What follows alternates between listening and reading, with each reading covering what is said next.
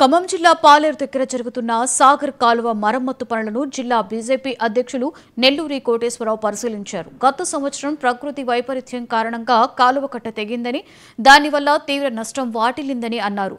సంవత్సరం అవుతున్నా కాలువ పనులు పూర్తి కాలేదని మండిపడ్డారు. కాంట్రాక్ట్ ఎస్టిమేషన్ ఏమో ఇక్కడ వర్క్కు మించి ఎస్టిమేషన్ ఇస్తారు. ఒక 15 కోట్ల వరకు పనులు ఇక్కడ అప్పచెప్పారు.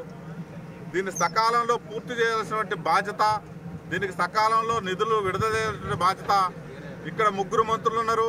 ఈ పాలేరు అసెంబ్లీలో కూడా స్థానిక మంత్రి ఉన్నాడు.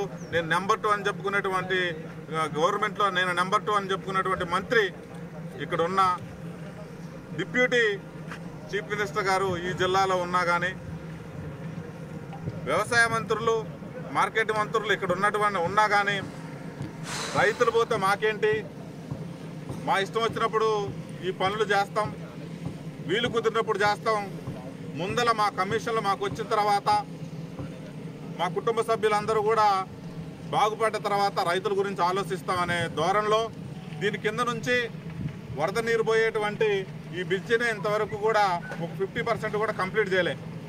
ఈ బ్రిడ్జి చేయాలి, దీనిపైన అటుపక్క ఇటుపక్క కట్టాలి, లైనప్ చేసి దీనికి 15 కోట్ల వరకు కూడా టెండర్ ఇచ్చి నిధులు